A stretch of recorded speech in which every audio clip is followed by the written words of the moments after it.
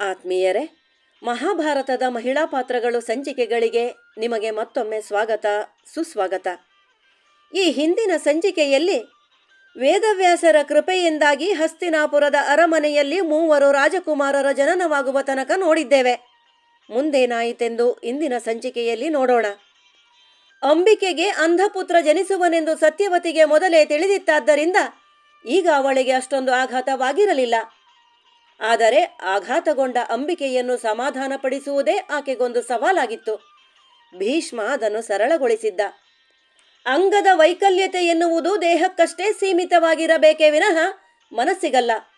ಅದನ್ನು ಮೆಟ್ಟಿ ನಿಲ್ಲಬಲ್ಲೆನೆಂಬ ದೃಢತೆ ಮನಸ್ಸಿನಲ್ಲಿದ್ದರೆ ದೇಹದ ವಿಕಲತೆ ತೋರಿಕೆಗಷ್ಟೇ ಇರುತ್ತದೆ.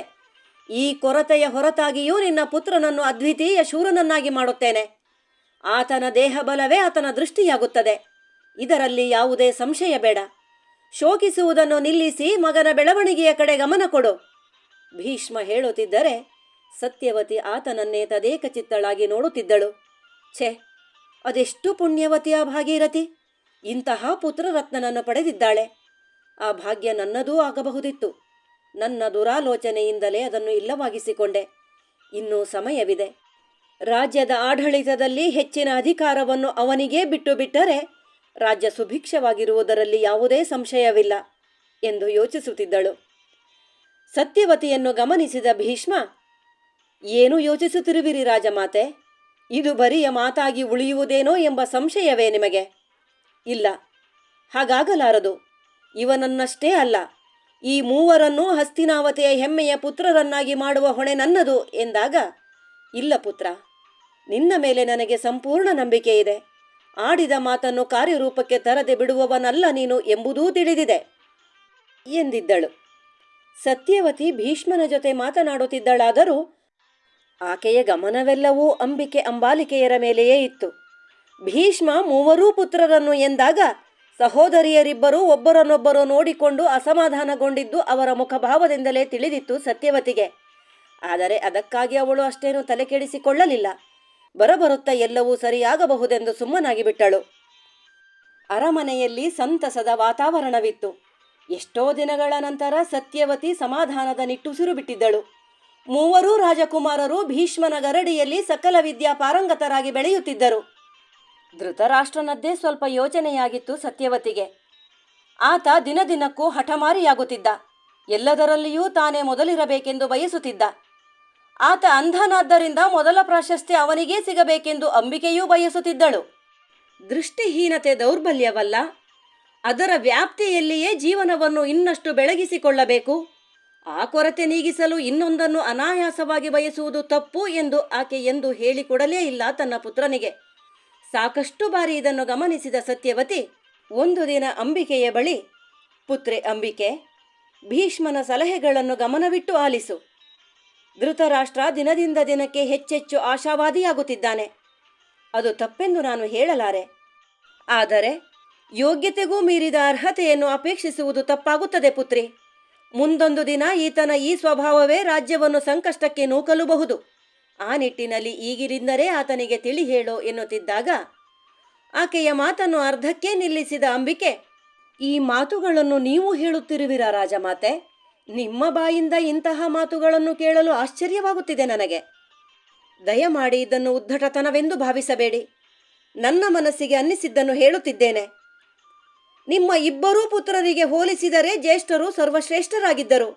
ಆದರೂ ನೀವೇನು ಮಾಡಿದಿರಿ? ನಿಮ್ಮ ಪುತ್ರರೇ ರಾಜರಾಗಬೇಕೆಂದು ಬಯಸಿದಿರಿ.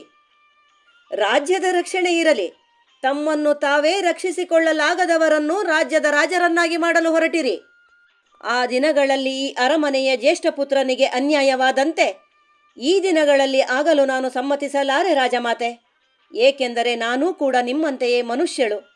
ದೇವಕನ್ಯೆ ಗಂಗಾಮಾತೆಯಲ್ಲ. ಅವಳಷ್ಟು ಉದಾರತೆಯೂ ನನಗಿಲ್ಲ ಎಂದು ಬಿಟ್ಟಿದ್ದಳು. ಸತ್ಯವತಿಗೆ ಮುಂದೆ ಹೇಳಲಿಕ್ಕಾದರೂ ಏನಿತ್ತು ಅಲ್ಲಿ? ಸುಮ್ಮನಾಗಿ ಬಿಟ್ಟಳು. ಸೌಮ್ಯ ಸ್ವಭಾವದ ಅಂಬಾಲಿಕೆ ತನ್ನ ಪುತ್ರ ಪಾಂಡುವನ್ನು ಭೀಷ್ಮ ಹೇಳಿದಂತೆ ಬೆಳೆಸುತ್ತಿದ್ದಳು. ಎಲ್ಲಕ್ಕಿಂತ ಹೆಚ್ಚಾಗಿ ಸತ್ಯವತಿಗೆ ತನ್ನನ್ನು ತಾನೇ ಪ್ರಶ್ನಿಸಿಕೊಳ್ಳುವಂತೆ ಮಾಡುತ್ತಿದ್ದುದು ವಿದುರನ ನಡವಳಿಕೆ. ಆತ ಎಂದೂ ಯಾರ ಬಳಿಯೂ ಏನನ್ನೂ ಕೇಳುತ್ತಿರಲಿಲ್ಲ. ತನ್ನ ಪಾಲಿಗೆ ಬಂದದ್ದನ್ನು ತೃಪ್ತಿಯಿಂದ ಸ್ವೀಕರಿಸುತ್ತಿದ್ದ. ಅನ್ಯಾಯ ಕಂಡಲ್ಲಿ ನಯವಾಗಿ ಖಂಡಿಸುತ್ತಿದ್ದ. ಹಿರಿಯರು ಕಂಡರೆ ಅದು ಯಾರೇ ಆಗಿರಲಿ ತಲೆಬಾಗಿ ನಮಿಸುತ್ತಿದ್ದ. ಒಮ್ಮೆ ಈ ಕುರಿತಾಗಿ ಭೀಷ್ಮನನ್ನು ಕೇಳಿಯೇ ಬಿಟ್ಟಿದ್ದಳು ಸತ್ಯವತಿ.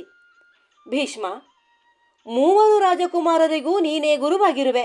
ಆದರೂ ಆ ಮೂವರ ನಡವಳಿಕೆಯಲ್ಲಿ ಸಾಮ್ಯತೆ ಇಲ್ಲ, ಹೀಗೇಕೆ ಆಗುತ್ತಿದೆ ಎಂದಾಗ, ರಾಜಮಾತೆ, ನಾನು ಬರಿಯ ವಿದ್ಯೆಯನ್ನಷ್ಟೇ ಹೇಳಿಕೊಡಬಲ್ಲೆ. ಸಂಸ್ಕಾರದ ಗುರು ಏನಿದ್ದರೂ ಮಾತೆಯೇ ಆಗಿರುತ್ತಾಳೆ.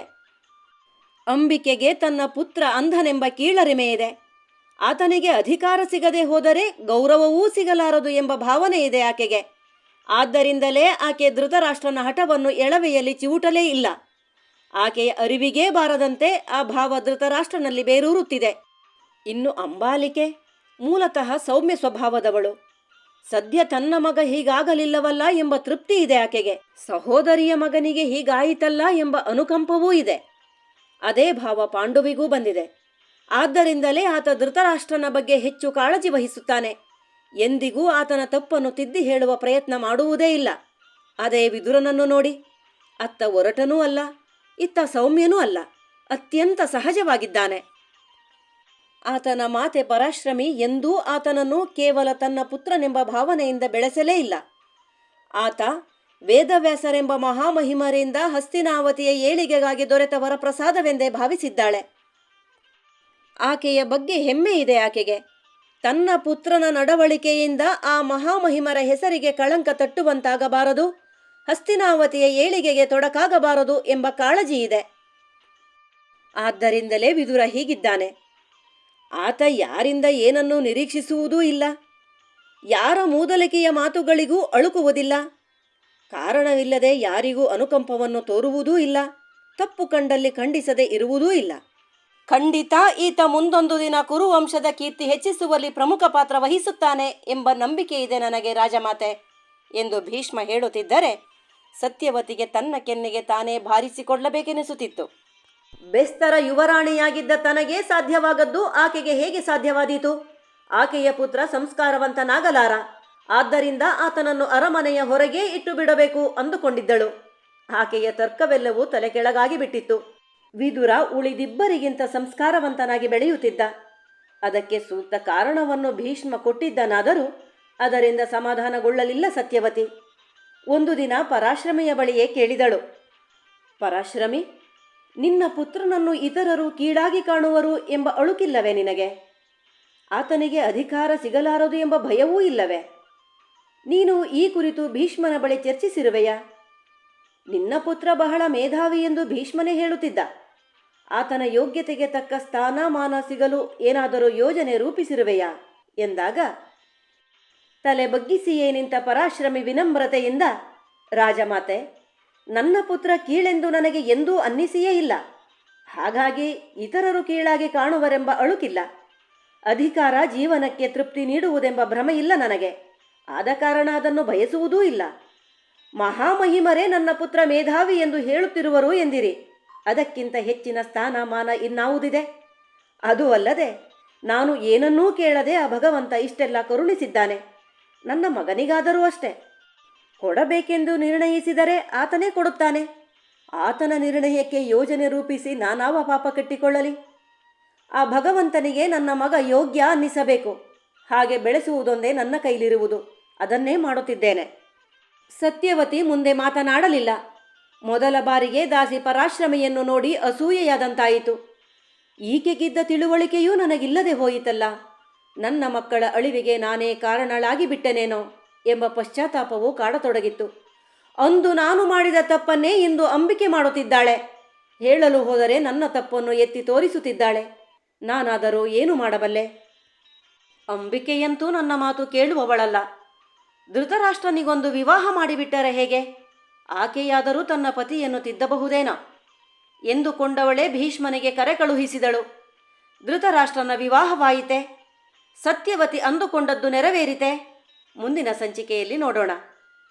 ಆತ್ಮೀಯರೇ, ಇಂತಹ ಹಲವು ವಿಚಾರಗಳನ್ನು ನಿಮ್ಮೊಂದಿಗೆ ಹಂಚಿಕೊಳ್ಳುವ ಹಂಬಲ ನನ್ನದು. ನಿಮ್ಮ ಸಹಕಾರವಿಲ್ಲದೆ ಅದು ಎಂದಿಗೂ ಸಾಧ್ಯವಾಗದು. ನೀವು ಮಾಡಬೇಕಿರುವುದು ಇಷ್ಟೇ. ಅಮೂಲ್ಯ ಆಪ್ತ ಎನ್ನುವ ಈ ಕನ್ನಡ ಯೂಟ್ಯೂಬ್ ಚಾನಲ್ನ ನೀವು ಸಬ್ಸ್ಕ್ರೈಬ್ ಮಾಡ್ಕೊಳ್ಳಿ. ನಿಮ್ಮ ಬಂಧು ಬಾಂಧವರಿಗೂ ತಿಳಿಸಿ. ವಿಡಿಯೋ ಇಷ್ಟವಾಗಿದ್ದಲ್ಲಿ ಲೈಕ್ ಮಾಡಿ, ಅಭಿಪ್ರಾಯ ತಿಳಿಸಲು ಕಮೆಂಟ್ ಮಾಡಿ. ದಯಮಾಡಿ ಇನ್ನಷ್ಟು ಮತ್ತಷ್ಟು ಜನರಿಗೆ ಶೇರ್ ಮಾಡಿ.